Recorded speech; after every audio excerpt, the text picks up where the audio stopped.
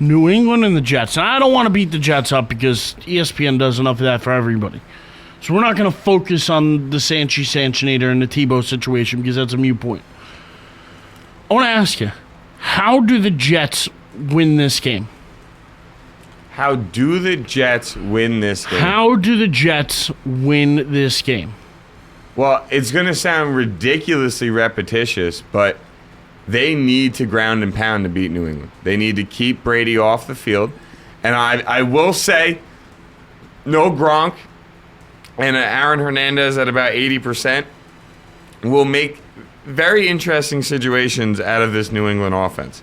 As everybody knows, this New England offense likes to dink you and dunk you, move you down the field, tire out your defense and your secondary, take an occasional shot down the field. But they're all about dinking and dunking and working you down. So, I like what Sarah put in the chat room. By showing up.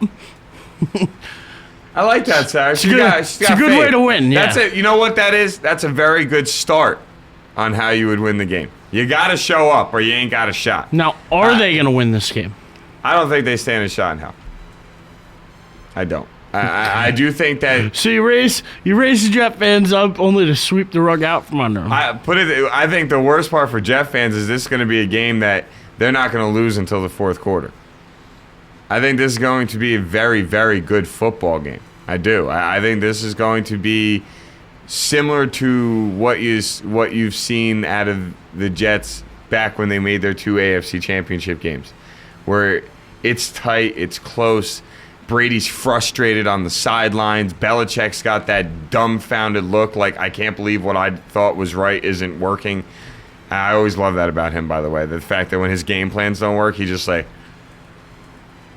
confused. Like, why didn't my game plan work? Well, jerk, a guy on the other side of the field had a better game plan than you. That's why it didn't work. You're not the smartest man alive. But I think this is gonna be a really good game. But I think that about midway through the third, New England pulls away 2 scores and never lets it get closer than a touchdown. I do. Sorry, Jet fans. I do. I hope your Jets win. I do. I will say that. I hope the Jets win. A, I've got 2 close friends that are Jet fans, and B, I just like seeing New England stressed. I think it's funny because they're even if they lose, they're not stressed. So what are they, 6-3 or 7-3? If New England loses, it puts them at 7-4. 7-4 puts the Jets at 5-6. Yeah. So it's still only a 2-game. It's still a 2-game lead for them, but you never know. If the Jets lose this game, is there a chance that the playoffs over? Oh yeah. I understand the AFC playoff picture is a little, more diluted and mixed up than the NFC, where the NFC is sort of like, well, this team has a shot. The rest of Dallas is in the wild card race. But let's be serious here.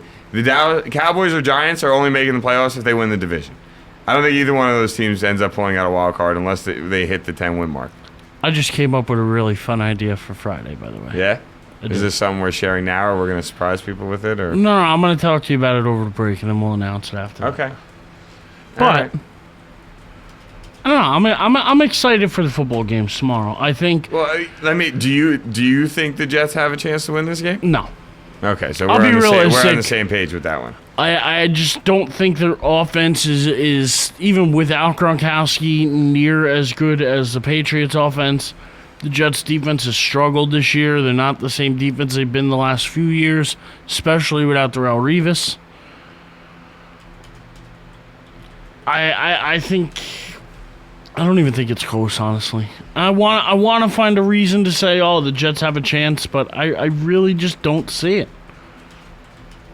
I don't. I see Belichick just pounding them. And I mean, talk about the one thing that's surprising me about New England this year.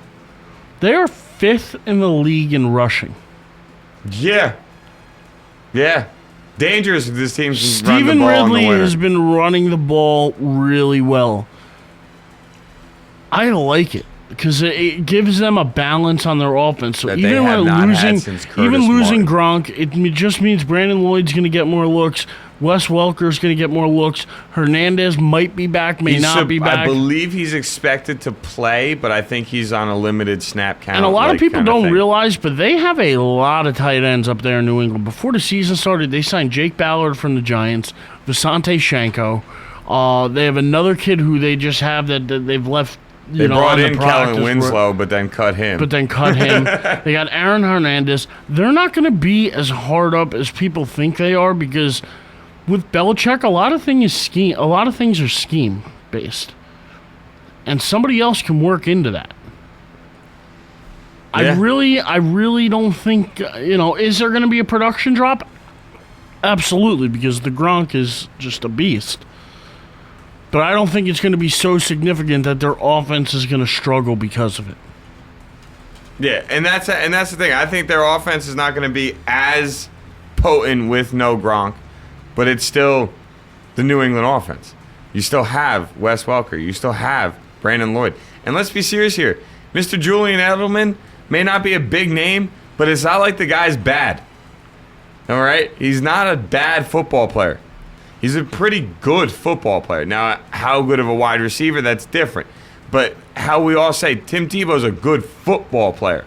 Julian Edelman's a good football player.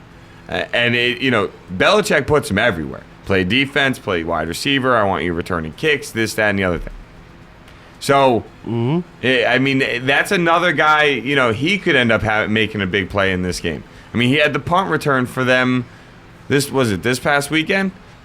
In what was a blowout for him, but, they had the punt return for the guy can make plays. So, I think all three of tomorrow's games are going to be pretty good. I think that your biggest blowout's the Houston-Detroit game. I think your tightest game ends up the Cowboys-Redskins. So I think the biggest blowout game is the New England Jet game.